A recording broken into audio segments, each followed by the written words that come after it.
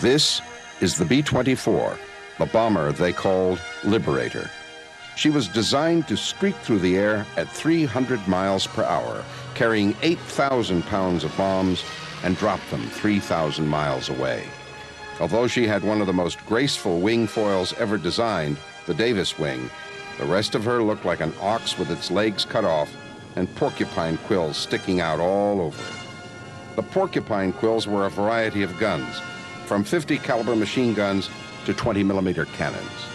16 nations bought and flew her during and after the Second World War. She was the personal plane of Winston Churchill, and she had the dubious distinction of being the first American plane to be lost in World War II. There wasn't a pocket anywhere in the war that wasn't rocked by her bombs. But the Liberator had a hard time earning respect. The sleek B-17 Flying Fortress, designed 5 years before the Liberator, seemed to get all the glory. The Fortress was easy to handle, easy to maintain. She got her pilots and crews home, which made her easy to love. But the Liberator could carry more bombs further and put them on target faster than the 17 ever could. She could also bring a crew back from near certain catastrophe after being ripped open by enemy fire. Though not much of a glamour horse, the B-24 Liberator had no equal as a workhorse in World War II. Probably the most famous mission flown by the Liberator were the raids on the oil refineries at Ploiești, Romania. Ploiești was a rich industrial area 35 miles north of Bucharest, the capital city of Romania, which supplied Hitler with nearly 1/3 of the oil necessary to move the German army. Luftwaffe Colonel Albert Gerstenberg, regarded by many as the air defense genius of the war, was given the mission of protecting the refineries from Allied bombers. There were 11 refineries in and around Ploiești. If ever there was a juicy bomber target, Ploiești was it, and Hitler knew it. Using the labor of Romanian workers and Russian prisoners of war, Gerstenberg built a ring of anti-aircraft positions around Ploiești. Then he tied the 11 refineries together by a pipeline so that if one was hit, the others could simply pick up the slack. But he went much further than just physical protection. He installed an intricate early warning system to detect threats from the air hundreds of miles from Ploiești.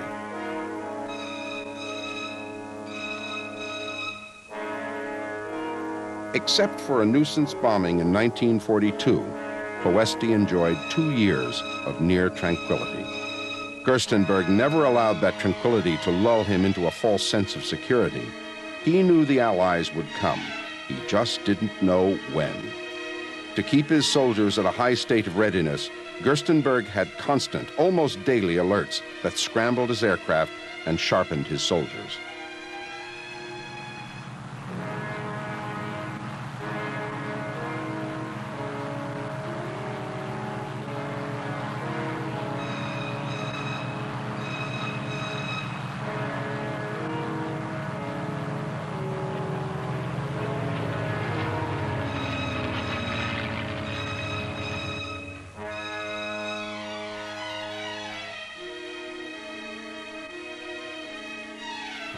Meanwhile, several hundred miles away at Benghazi, on the desert of North Africa, American B-24 crews trained for a top-secret mission to take the tranquility away from Ploiești.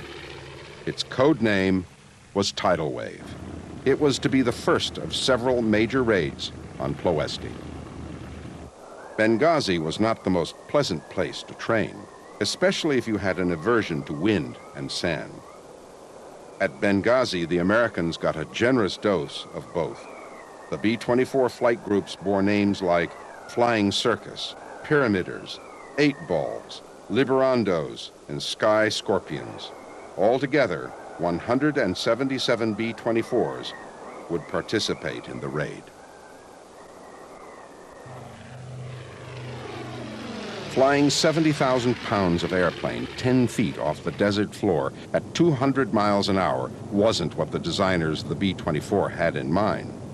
The crews called the 24 Elephant or Pregnant Cow, and they didn't know where they were going to have to fly those pregnant cows. Flying low on the desert, it seemed like they were training for a mission better suited for torpedo planes. No one guessed the target was Ploiești. But in spite of the wind and the sand and the unknown, training in those elephants went on.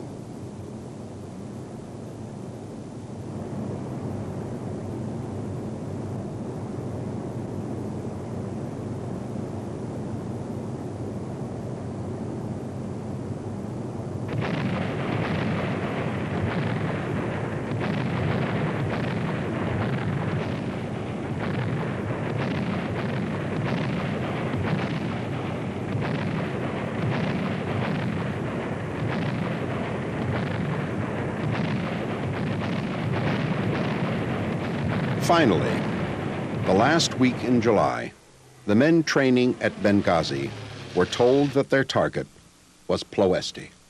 Preparation for the Ploesti raid was very thorough.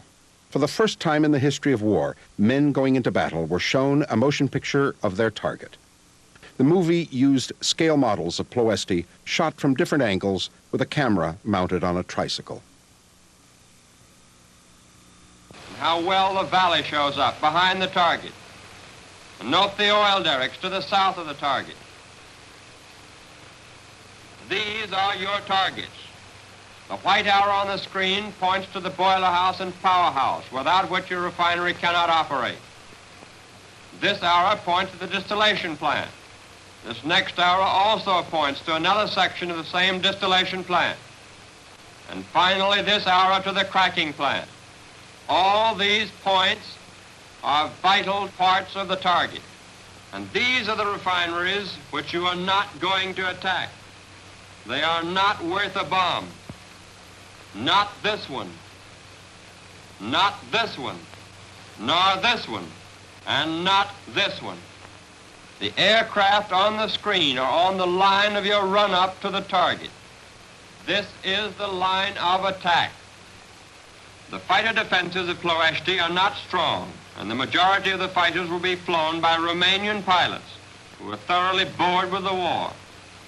The anti-aircraft defenses of Ploesti are estimated at 80 heavy AA guns and 160 light AA guns. The heavy ack should not trouble you at low altitude. All the anti-aircraft guns are manned by Romanians. And so there's a pretty good chance that there may be incidents like there were in Italy at the beginning of the war, when civilians could not get into the shelters because they were filled with anti-aircraft gunners. You remember the raid on Tokyo? That was a big job and an important job. And the first daylight raid on Europe by our flying fortresses, that was another big job. But the Nazis and the Wops ain't felt nothing yet. The job of knocking out the Romanian refineries is the biggest job of the war. It's your job. Okay, let's hit it.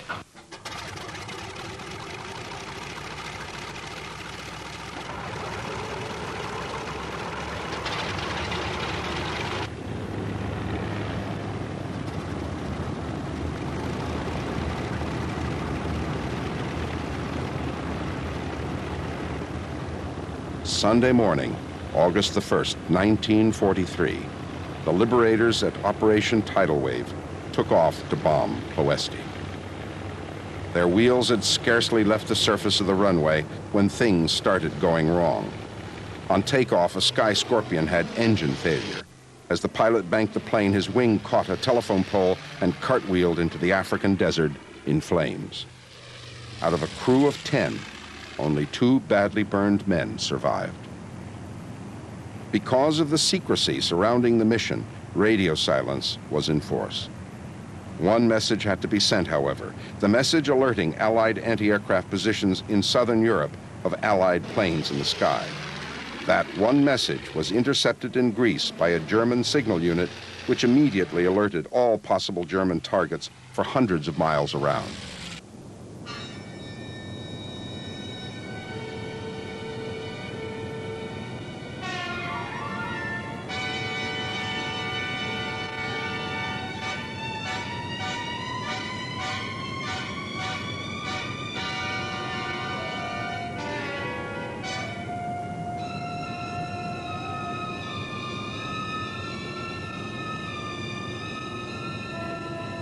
Now they were flying deeper into enemy territory than any Allied mission had ever ventured, and without fighter escort. Ploesti was simply out of range of our fighters. And the plan, so precise in its detail, so thoroughly rehearsed, continued to unravel. About halfway to the target, the lead ship, carrying the only navigator specifically trained to lead the liberators into Ploesti, inexplicably plunged to Earth and crashed. What happened next was a series of errors made by men under pressure coping with the situation as they saw it. Timing was an essential element in the success of the mission, and timing depended on the spacing of the aircraft. But instead of a well-spaced task force, the liberators of Operation Tidal Wave were spread out all over the sky, with whole groups having difficulty keeping up with the leaders.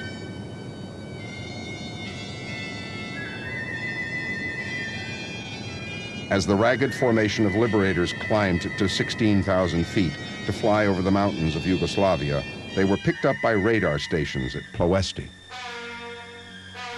Colonel Gerstenberg quickly guessed that his tranquility was about to end.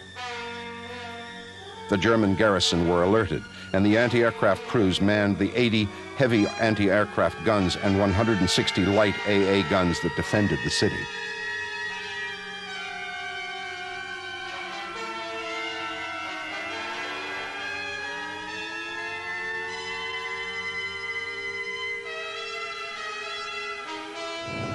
Then, after 7 hours in the air, as the liberators closed on Ploesti, another inexplicable event happened. The lead plane, thinking it had crossed the final checkpoint, made a wrong turn. Others followed. When the mistake was realized, the only course of action left to the commander was to abandon his original plan and improvise. He ordered his liberators to scatter and hit targets of opportunity.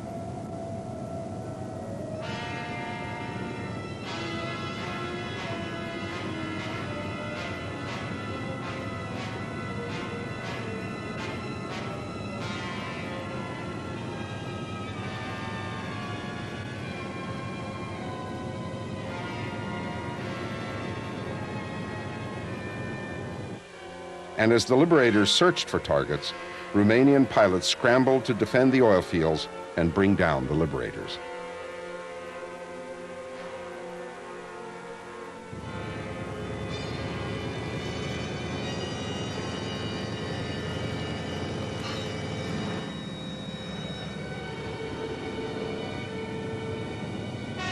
The Ploesti raid was planned with great precision. Delayed action bombs were part of that precision. The delayed action would allow following planes time to clear the target before bombs under them would go off. Precise spacing of the aircraft was essential. And because of the disorder of the formation, the precision was gone. And as the B-24s made their bombing runs at treetop level through murderous anti-aircraft fire, bombs dropped by leading liberators were exploding directly under following planes as they dropped their own bombs. Ironically and tragically, many B-24s were destroyed by exploding bombs from their own formations.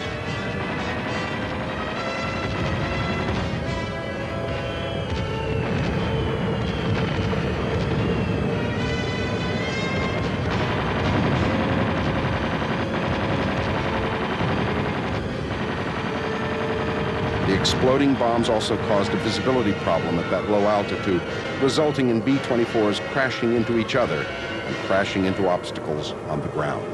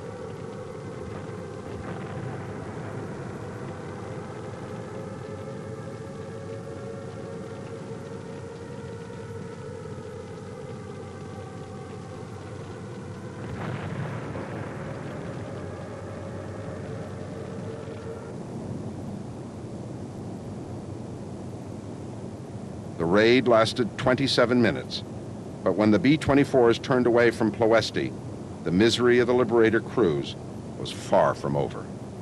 Benghazi, Libya, was hundreds of miles away. After the raid, the Liberators that survived their bombing runs were now attacked by fighters for the second time.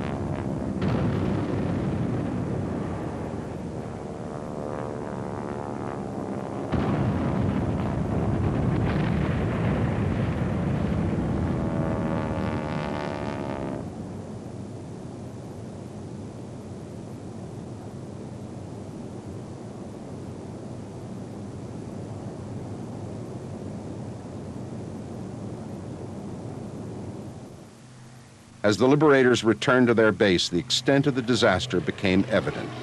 1/3 of the aircraft that left on the mission did not return. 20% of all the crew members were killed. It was the worst air disaster in American air history. And although significant damage had been done, the oil refineries at Ploesti were still functioning.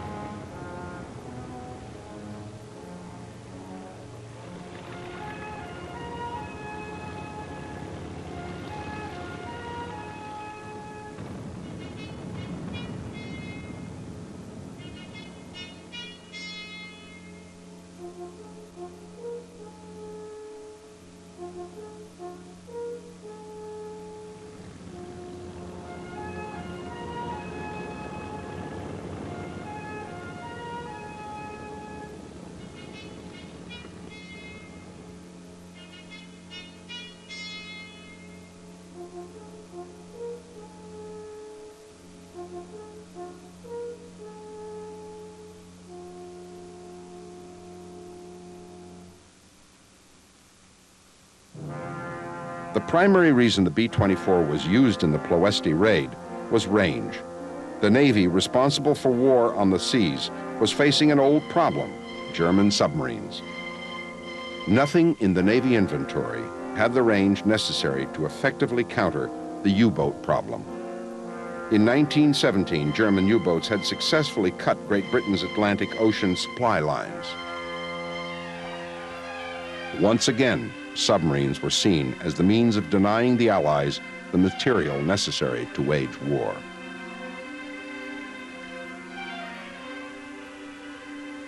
The German High Command planned to launch 300 new subs by 1942, 900 by 1944. In the first 6 months of 1942, 506 Allied freighters were sunk by German U-boats.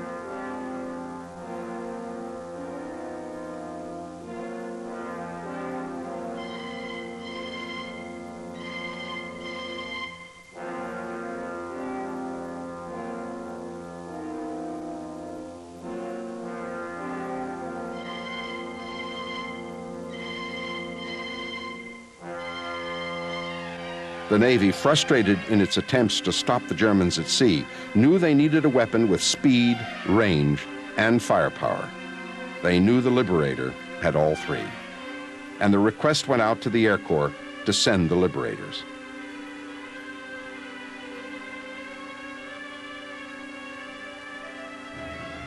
Operating from bases ashore and flying ahead of the freighter convoys, the B-24 searched the seas for German periscopes.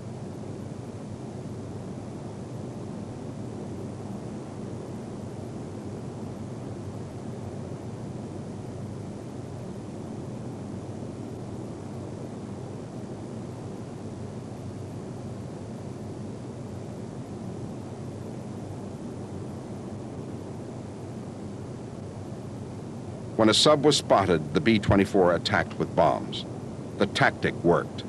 The Navy had found its weapon, and the German plan of dominating the seas by undersea warfare sank to the bottom of the Atlantic.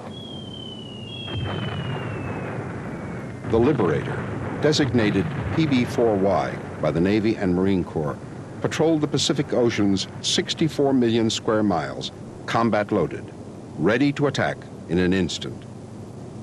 She was by far the best patrol bomber of World War II. The Battle of the Bismarck Sea is considered one of the turning points of the war in the Pacific. The battle came about because a lone B-24 on patrol spotted a Japanese convoy moving in the Bismarck Sea towards New Guinea. 162 American and Australian planes responded to the alert by that lone Liberator.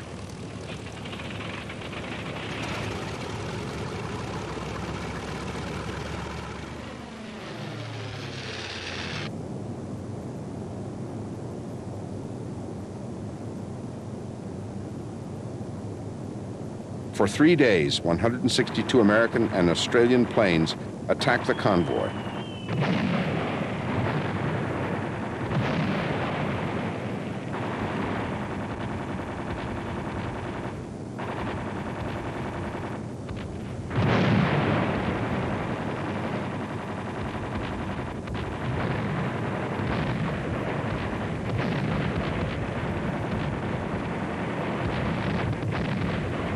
When it was over, the Allies had lost 6 planes, but the Japanese had lost an entire combat division.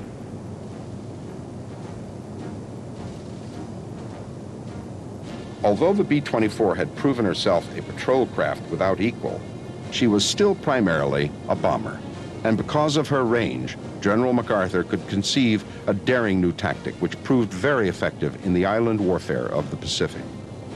The tactic was simply bypassing enemy strongpoints by attacking deep in the Japanese rear and thereby gaining air superiority behind them. This tactic was tried first at Manda. The combination of bombing and strafing resulted in the loss of 350 enemy aircraft. Once Manda was taken by air, it was turned into an Allied base.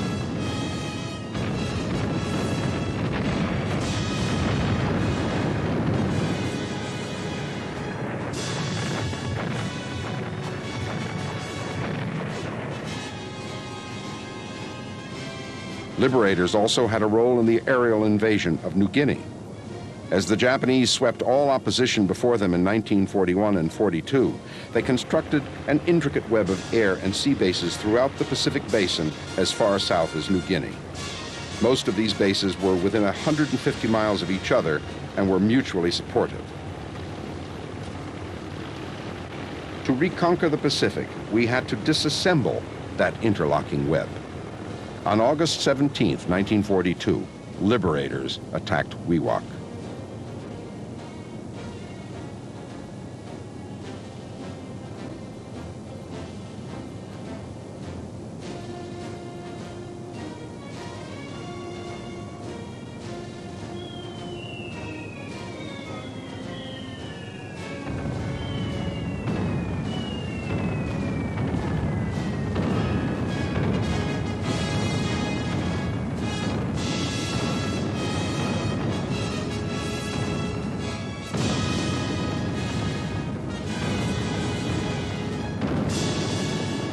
"115 Japanese aircraft were destroyed. Considerable damage was done to ships in the harbor. Then the Liberators struck Hansa Bay.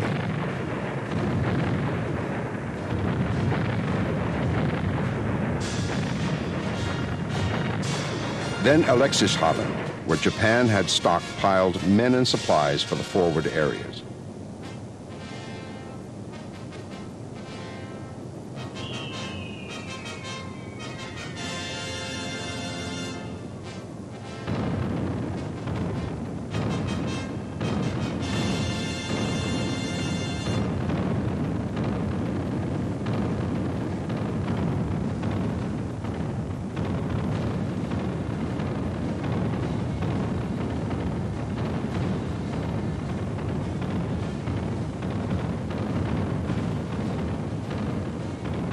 Next, Cape Gloucester came under attack.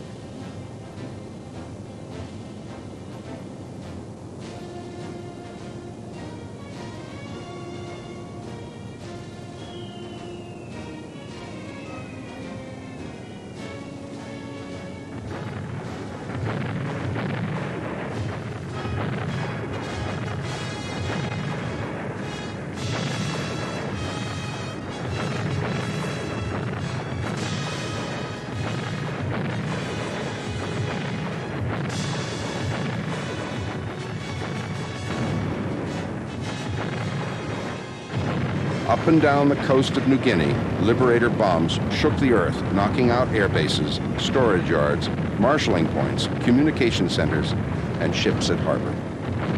In 1941, the Allies in the Pacific were demoralized and almost defeated. But with each Liberator bomb dropped, each island or base recaptured, confidence returned. And by 1943, we could turn from contemplating defeat to considering victory.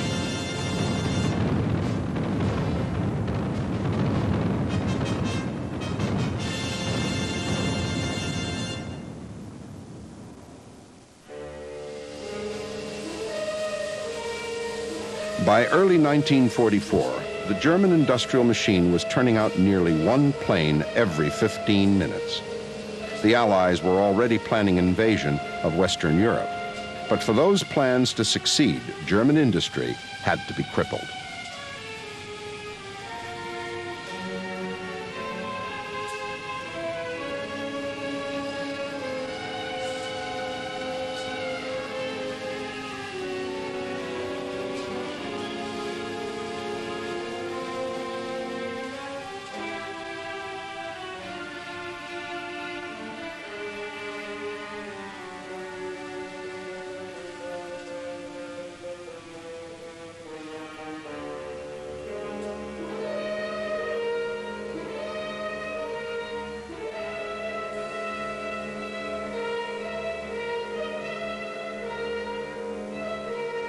By February, the weather over Germany had cleared.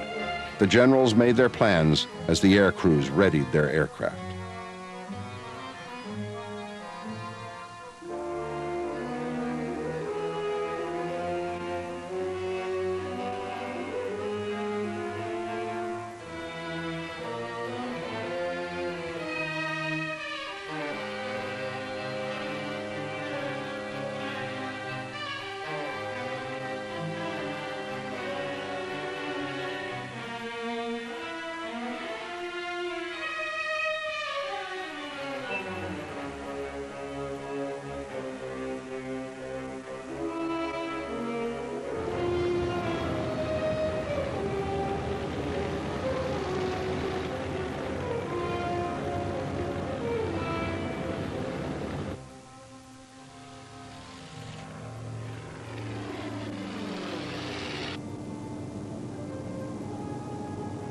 The target was the industrial might of Germany.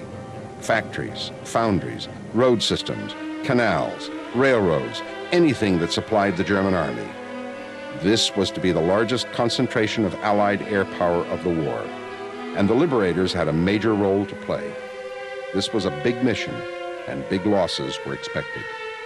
It was estimated that up to 200 Allied planes would be lost. Germany was to be hit for 6 consecutive days.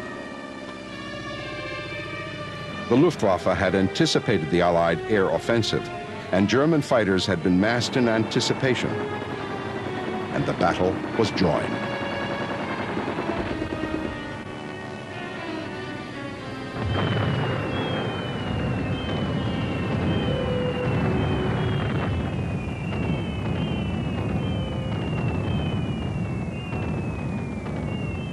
But the Liberators got through, and German industry disintegrated under the pounding of our bombs.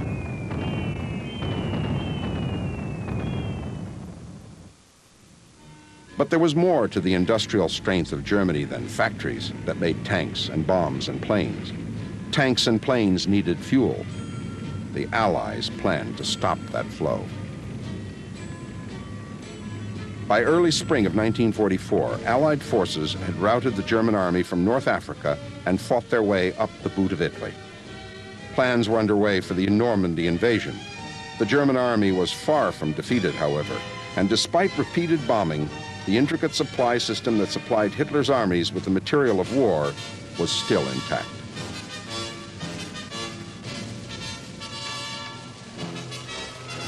The Allied success in Italy meant air forces, initially concentrated in North Africa, could now be moved closer to the Nazi homeland. Now targets formerly on the periphery of our target lists now could receive primary attention. The oil fields at Ploesti fell into that category. Generals Spaatz and Acre arrived for a planning conference with 15th Air Force Commander General Nathan Twining. Gentlemen, you have just received a directive establishing target priorities for the bomber offensive of the 15th Air Force. The decision has been announced. We will destroy oil refineries and synthetic oil plants.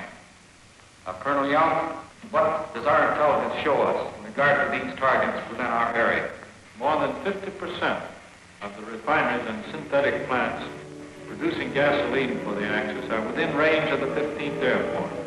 Between 25 and 30% of the total Axis production of gasoline is represented by the 10 large refineries around Ploesti.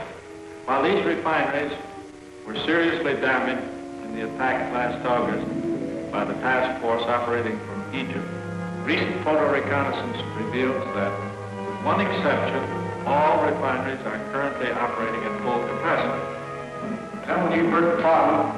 It's a big job we've got ahead of us. The knockout of Ploesti means the German will be deprived of 1/3 of his oil resources. On April 5th, 94 B-17s and 136 Liberators took off for Ploesti.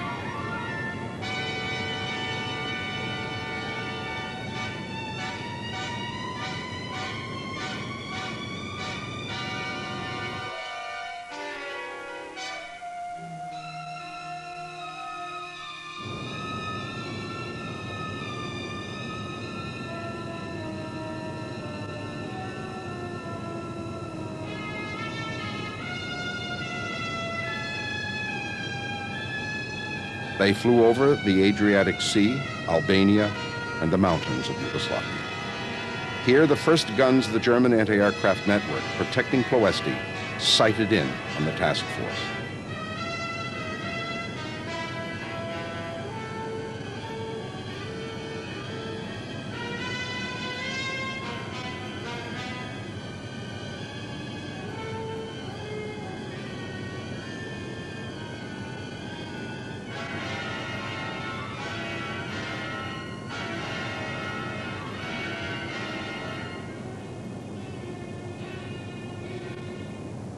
Instead of attacking at treetop level as they had in 1943, the bombers attacked at 24,000 feet.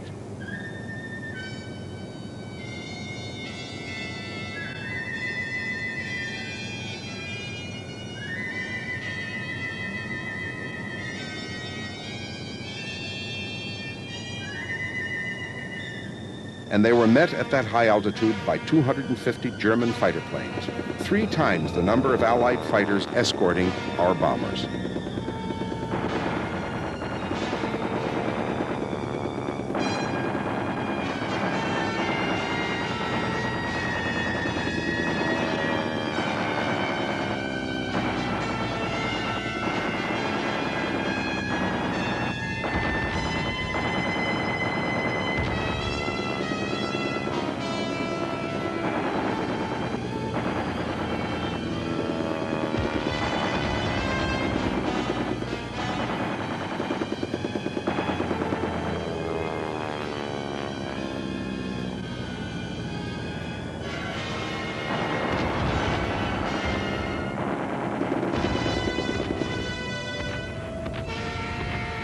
When the German fighters moved off, 256 flak guns opened up from positions encircling Ploesti.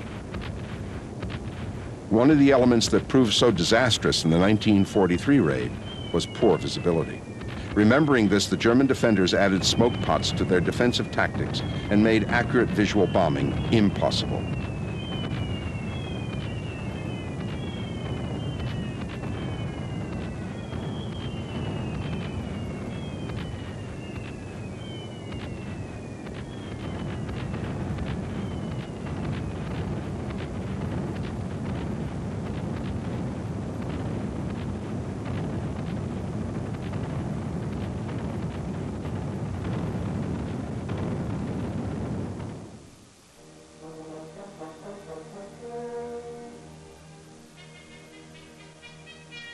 Over the next month, liberators and flying fortresses returned again and again to the murky skies over Ploesti. But despite the heavy pounding, the Germans were still pumping oil. By June, American planners were ready to try another tactic. Instead of bombers, P-38 fighters were fitted with bombs and ordered to dive bomb the refineries. This new tactic proved very effective, and it had a very beneficial side effect. When the P-38s completed their dive bombing runs, they switched roles, zeroed in on German fighters, and continued the attack.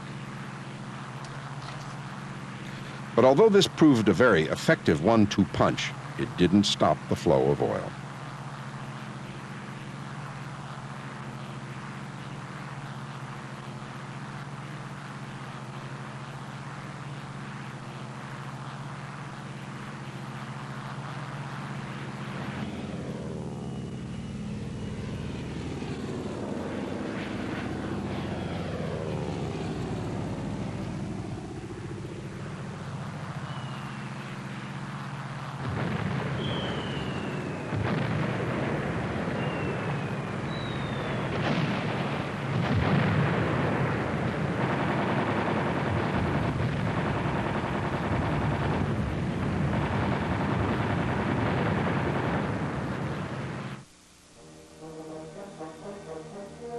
Ploesti was getting under everyone's skin.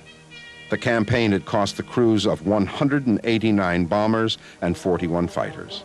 1,900 men had been lost, and the job still wasn't finished. Then in early August, General Twining called his commanders together again and gave them their mission. This strategical air force, during the next 3 days, will attack continuously, night and day, with maximum effort against all refineries in the area.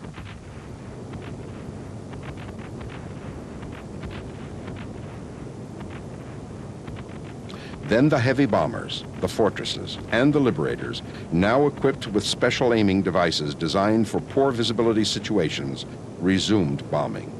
And now it was unrelenting. We were determined to stop the flow of oil from Romania once and for all. Maximum effort began to pay off as the full weight of American air power fell on Ploesti.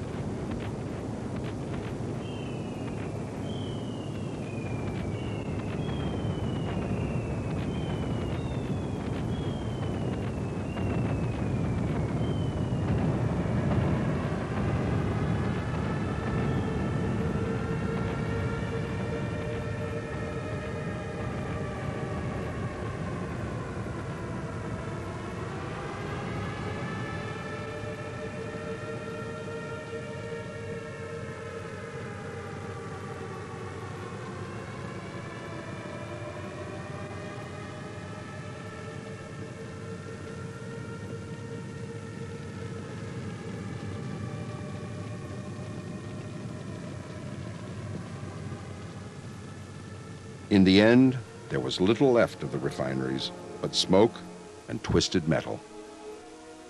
It was too much for the Germans to put together again, and a third of Hitler's oil was effectively choked off.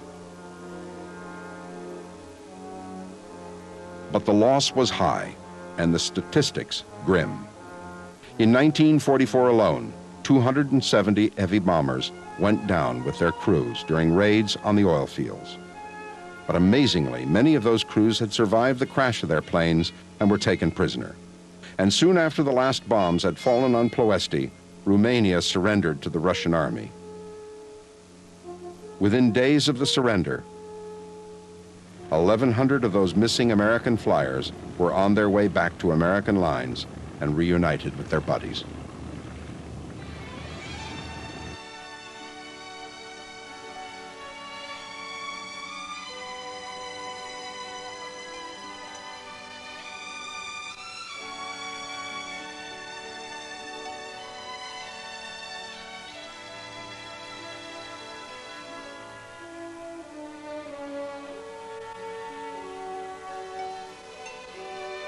For the Liberator, Ploesti had been a long campaign. The Germans considered the raids on Ploesti the most serious bombing loss of the war. It had taken 5 months of concentrated bombing to do the job. But it was over, and the taste of victory was sweet. While the Air Force was dealing with Ploesti in Eastern Europe, Allied troops prepared to attack Western Europe at Normandy. Supreme Allied Commander Eisenhower and Generals Spaatz and Reardon visited troops of the 82nd Airborne, who would drop into Normandy on the following day. Eisenhower had been ordered to attack the continent of Europe. He had chosen Normandy as the site of the invasion. And as the ground forces prepared to hit the beaches and drop zones of France, they knew the way had been cleared by Allied bombers. In the days just prior to D-Day, 84 bridges and tunnels, countless miles of railroad track, locomotives, barges, anything that could assist the German army in delivering material to the battlefront had been destroyed by Liberators and other bombers. Just before the landing, B-24s softened up the beach one last time.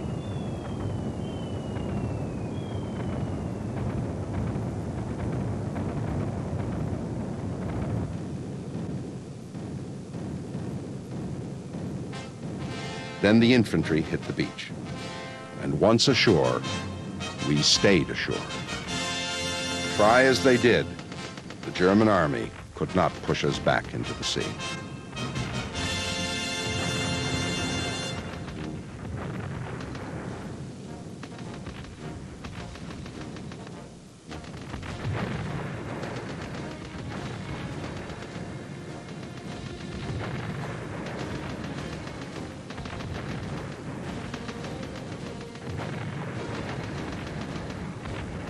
But Germany was far from defeated, and commanders like Third Army Commander General George Patton had to find new and innovative ways of dealing with the Germans. First, carpet bombing knocked a hole in the formidable German line around Normandy. Then, using air to cover his flanks and act as eyes for his tanks, Patton broke through the hedgerows of France and Belgium and smashed towards the German homeland 400 miles away. General Eisenhower had promised his men that if they saw an aircraft in the sky, it would be ours. And that was true. And this was in large part due to our relentless bombing of the German means of production. But that means of production began showing remarkable recuperative powers. And late in 1944, General Spaatz reported to Washington that the Luftwaffe had more planes than at the beginning of the war. Hitler had been holding them back for the defense of the homeland. Now he turned them loose.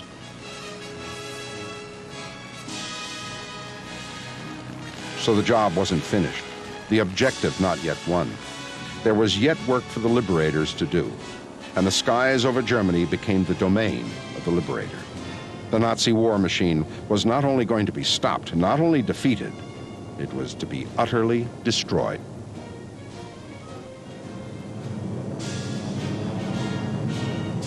Pilot to crew, check in. Over. Waste gun, okay. Sail gun check. Billy turret getting set now. Lister gun, okay. Pilot to navigator. What's the word? Navigator to pilot. Approaching target. Check. There it is, the end of the line. Waste gun to pilot. Black at 7 o'clock. Coming in close. Okay, Jimmy, I see it. Pilot to bombardier. Take it over for the run. Right. We're making the run. Bomb bay's open. Keep heading 340. Easy. Hold it.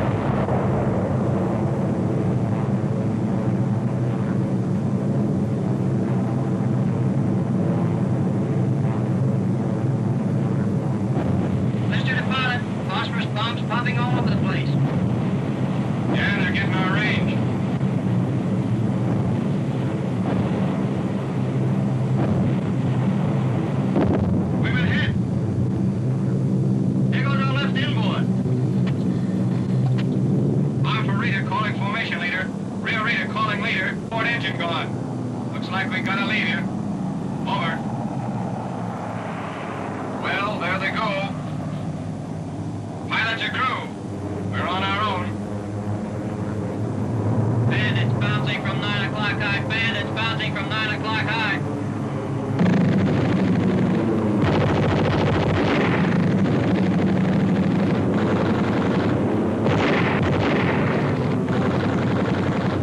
Climbing on through. Stay with me. Hang on. You connect him. Got him. Keep pouring it in. I got him.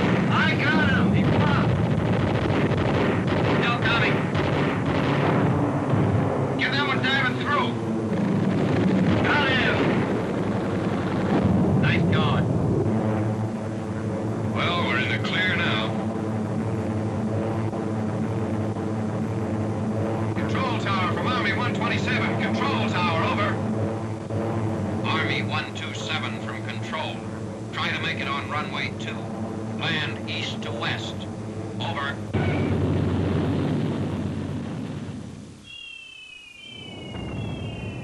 Now the thin line that separated military targets from civilian targets was erased as Allied bombers dropped their bombs indiscriminately on Germany.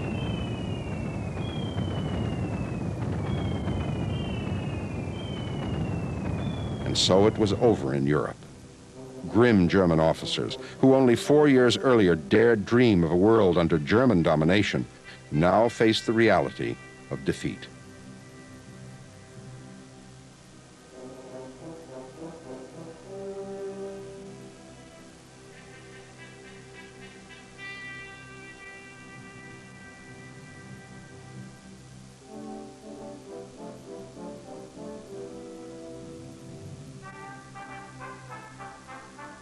General Spaatz, who had directed the Allied air effort in Europe, represented the Air Force at the surrender ceremonies. But while victory was ours in Europe, in Asia and the Pacific, the outcome was not so clear.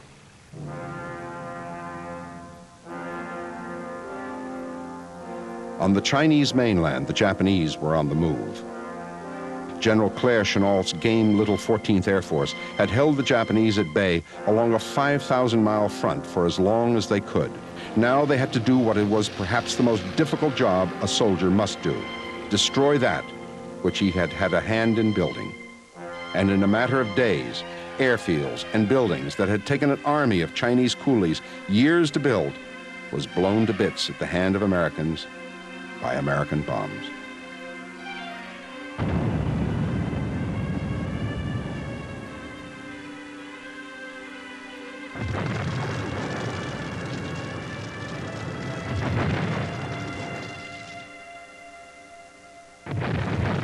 But it was done, and the edge was taken off the Japanese advance. And even as we pulled back in China, General MacArthur and Kenny were planning our next advance in the Pacific, and the Liberator was at the center of those plans.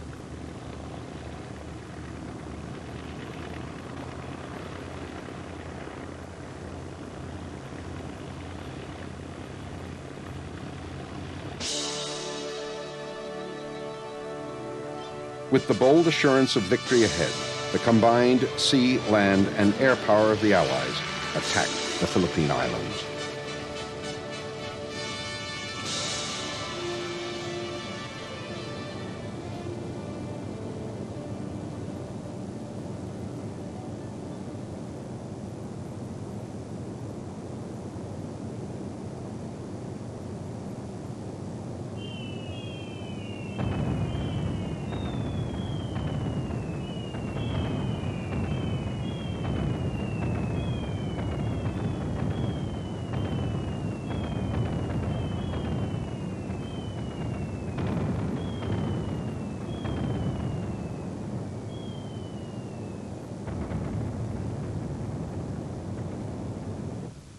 And we took back what had been taken from us.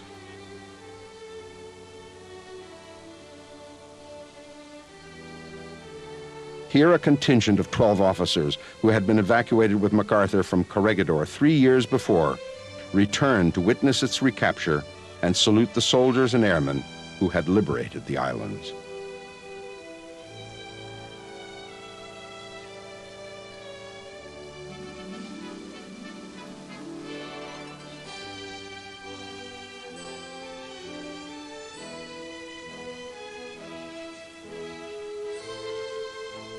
And with the fall of the Philippines, little remained of the would-be Japanese empire except the homeland itself.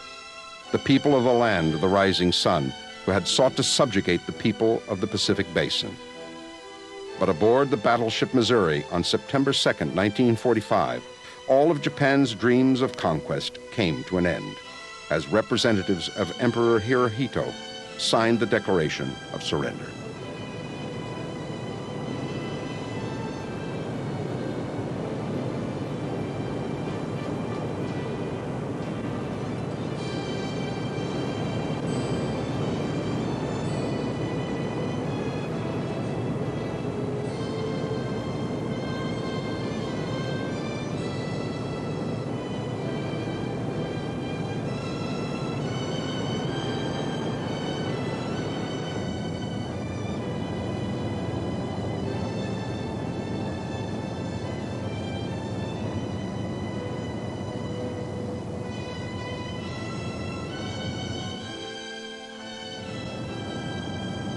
And so it was over in the Pacific.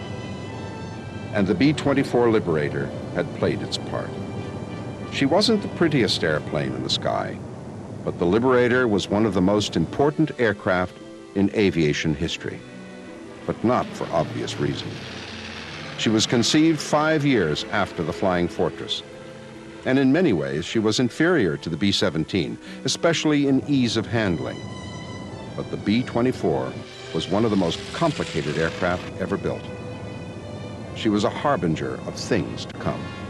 The Liberator was built in greater numbers, nearly 20,000, in more versions and for more purposes than any American aircraft in history.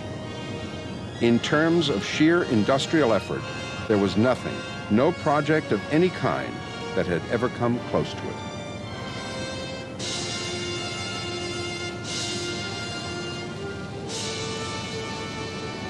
To the B-24 Liberator, that elephant in the sky, and all of the men who flew her, accept our salute for a job well done.